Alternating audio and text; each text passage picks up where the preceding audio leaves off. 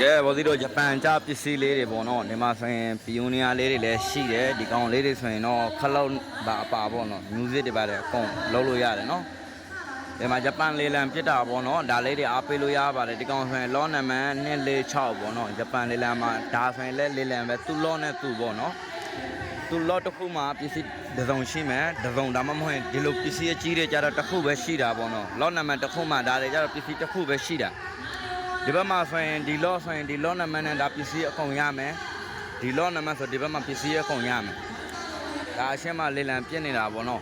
ဒါဂျပန်ကြပစ္စည်းတွေပေါ့နော်အားလုံးကဒီကောင်လေးဆိုရင်ဒါကျွန်တော်တို့ပြောမယ်ဆိုလို့ရှိရင်ဒါကျွန်းရဲ့လှုပ်ထားတဲ့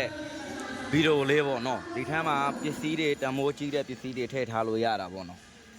်ကဲနောက်ဒီဘက်မှာလာမယ်ဆိုလို့ရှိရင်ဒါဆိုရင်လေးဒီတွေအတွက်ပေါ့နော်မိန်းကလေးတွေအသုံးများဆုံးအိတ်တွေပေါ့နော်ဒီကောင်လေးဆိုရင်လည်းဒါလေးလံပြစ်တာပေါ့နော်ဒီကောင်ဆိုရင်ဒါအားလုံးကိုလောနံပါတ်တစ်ခုပစ္စည်းတွေကတော့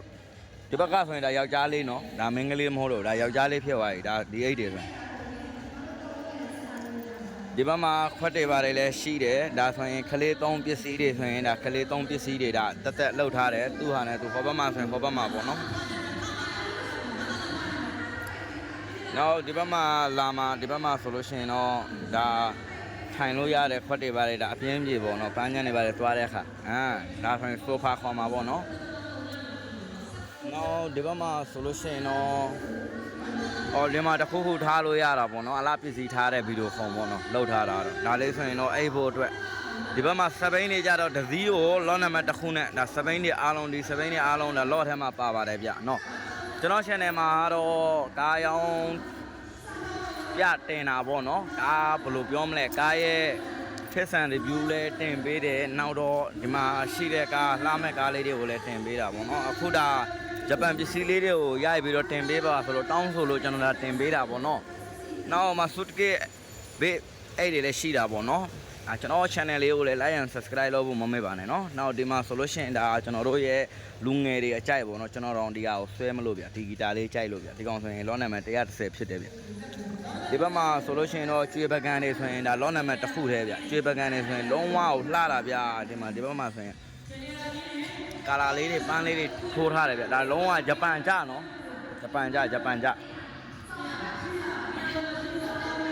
ဒီဘက်လိုင်းကြတော့ကျွေပကန်းလိုင်းပေါ့ဒီဘက်မှာကြလို့ရှိရင်ဒါအိုးခွက်တွေပေါ့တစ်ခုခုချက်ပြုတ်လုပ်ပြီးတော့ထားလို့ရတယ်စုံတယ်ဗျလောနံပါတ်တစ်ခုထဲနဲ့အကုန်ရမယ်2303ဆိုလို့ရှိရင်ဒါဒီမှာပါမဲ့ပစ္စည်းတွေဆိုလို့ရှိရင်ဒါတွေရှိတဲ့ပစ္စည်းအားလုံးစုံဒီအားလုံးကဆိုလို့ရှိရင်တော့လောနံပါတ်တစ်ခုထဲနဲ့ရမှာပဲဖြစ်ပါတယ်ဗျနော်ကဲနောက်တော့ဒီမှာဆိုလို့ရှိရင်တော့ဒါအဲကိုလာပုံစံပေါ့နော်အဲကိုလာပုံစံဆိုဒီမှာသူတစ်ခုပေါ့သူ့ဟာနဲ့သူရှိတယ်နောက်ဒီဘက်မှာရှိတာတော့ဆိုဖာလေးပေါ့နော်ဆိုဖာနှစ်ခုရှိတယ်212လောနံပါတ်နဲ့213လောနံပါတ်နဲ့ပေါ့နော်ဒီဘက်မှာ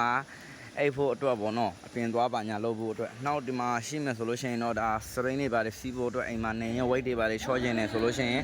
်ဒီပေါ်မှာတက်စပိန်စီနော်တရက်ကိုနိုင်ခွက်တနိုင်လောက်စီးမဆိုရင်တော့ဒါလေ့ကျင့်ခန်းရပါတယ်အများကြီးလည်းစီးရမလို့ပါဘူး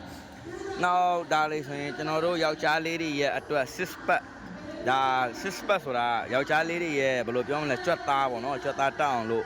့ဆော့ရတဲ့ဟာပေါ့နော်မင်းကလေးတွေလည်းဆော့လို့ရပါတယ်ဗျာနော်ဒီကောင်လေးဆိုလို့ရှိရင်တော့ကဲဒါလေးဆိုရင်တော့အိမ်မှာကဲရွေးရှောင်းနာတာတို့ဘာလို့ရှိတဲ့လူတွေအတွက်ဒါလေးဆိုရင်သုံးဆောင်ပေးရမှာဗျာဒီကောင်ဆိုရင် lot number 198ဆွဲလို့ရတယ်နော်ဆရာတို့နော်ကဲဒီကောင်ခီးသွားပါညာဆိုရင်ဒါလေးကိုခောက်ယူပါလို့ရပါတယ်229ပါဗျာ lot number ကတော့နောက်တော့ပြပေးချင်တာကတော့ဒီမှာဆိုလို့ရှိရင်တော့လုံးဝပရီးစုံတယ်ဗျာဒါပရီးအစ်စ်တွေပါနော်ဆရာတို့နော်ဒါဂျပန်ကြထားတဲ့ပရီးတွေပါဒါကျွန်တော်တို့မြန်မာနိုင်ငံမှာအသုံးအများဆုံးဗျာနော်ကျွန်တော်တို့မြန်မာလူမျိုးကျွန်တော်တို့ရဲ့ဗုဒ္ဓဘာသာလူမျိုးဆိုရင်ဒါပရီးစိတ်ရပါတယ်ဗျာနော်ဒီကောင်လေးဆိုရင်လည်းဆွဲလို့ရတယ်ဗျာဒါဆိုရင် lot number 184ပေါ့နော်ဒီဘက်မှာဆိုလို့ရှိရင်တော့ဒါပန်းပွင့်တို့ဘာလို့စိုက်လို့ရတာပေါ့နော်ဒီဘက်မှာဆိုလို့ရှိရင်တော့ဒီအိုးလေးတွေကိုကြတော့သူတို့တစ်ဖာနဲ့တစ်ဖာလောက်ထားတယ်ဟိုဘက်ကအိုးဆွင့်ရ162ပေါ့နော်162လောနံပါတ်တစ်ခုထဲနဲ့ပဲဒါအကုန်ပါတာပေါ့နော်ကျွန်တော်ပြောချင်တာကတော့ကဲဟိုမှာမှန်ပေါ့ဟိုဘယ်လိုပြောမလဲမှန်ခုံလေးသွားပြီပြန်နော်လေလံတင်ဖို့ကဲနောက်နေ့လေလံပါမယ်ဟာလေးတွေကိုတော့ကျွန်တော်ဗီဒီယိုနဲ့ပဲတစ်ခါရှင်းပြပေးပါမယ်ဗျာနော်အခုကတော့ လေလံကတော့ပစ္စည်းတစ်ဝက်လောက်ထွက်သွားပြီဗျာနော်နောက်ထပ်ကြံသေးတယ်ဗျာကျွန်တော်တို့လူငယ်တွေအကြိုက်ပေါ့နော်ကျွန်တော် channel လေး like and subscribe လုပ်ဖို့မမေ့ပါနဲ့နော်ကျွန်တော်တို့လူငယ်တွေအကြိုက်တီးမယ်ပျော်မယ်ကမယ်ဆိုလို့ရှိရင်ဒီမှာဂျပန်ဘောက်လိုချင်လားဒါမှမဟုတ်ရင်ပိုင်ယိုနီးယားဘောက်လိုချင်လား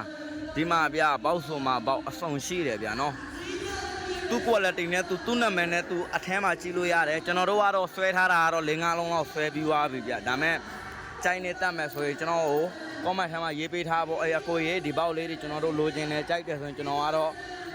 ဒီလိုလုပ်လို့ရတာပေါ့နော်ကျွန်တော်ဆွဲပေးပြီးတော့ပို့ပေးလို့ရရင်လည်းကျွန်တော်ပို့ပေးမှာပေါ့နော်ဒါပစ္စည်းတွေကတော့ဒါတွေကတော့ဒီမှာမကောင်းတဲ့ပစ္စည်းမရှိဘူးဗျာနော်ဒီမှာရှိတဲ့ပစ္စည်းတွေအားလုံးကတော့ကောင်းမှပဲဒီခုံပေါ်ရောက်တာဒီမှာရှိသမျှပစ္စည်းအားလုံးကတော့ကောင်းမှပဲဒီခုံပေါ်ရောက်တာမကောင်းဘူးဆိုရင်တော့ဟိုဘက်အမိုက်ပုံတွေထဲမှာပဲရှိမှာဒီဘက်ထဲကိုမလာဘူးဗျနော်အဲ့ဒီတခုကတော့စိတ်ချဗျနော်ပစ္စည်းအတွက်ကတော့အကယ်၍ဒီမှာပစ္စည်းတွေအလားတွေထားတဲ့ပစ္စည်းတွေအဲ့ဒါရှိတယ်ဆိုအဲ့လိုမျိုးပစ္စည်းတွေကသူတို့လေလံမှာမတင်ဘူးလေလံမှာတင်လို့ရှိရင်သူတို့လေလံပြတ်တာသူတို့နာမည်ပြတ်မှာပဲဖြစ်ပါတယ်နော်ဒါဒီမှာကတော့ပစ္စည်းတွေအားလုံး okay တယ်အဲ့ဒါကတော့စိတ်ချပါဗျနော်ကျွန်တော်တို့အများတန်းနေမှာလာတယ်လေလံထဲမှာကြည့်ရဆွဲတယ်ဘာမှမှားတာမရှိဘူးဗျနော်ပစ္စည်းတွေလည်းတော်တော်ကြီးကိုကုန်နေပါပြီဗျနော်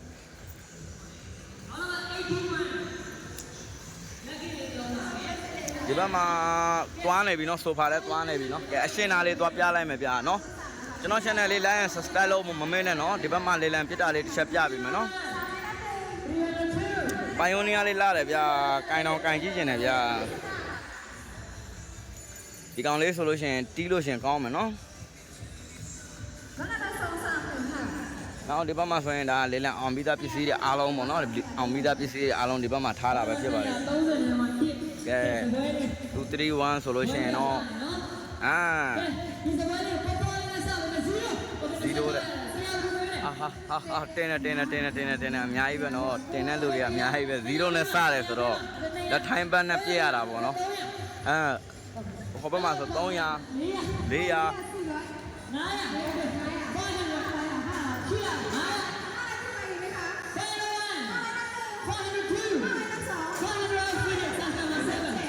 7ရပါတယ်ဗျာခုံလေးလှတယ်ဗျာကဲနောက်တစ်ခုလာမယ်ဗျာနော်ကျွန်တော်တို့လှုပ်ထားတဲ့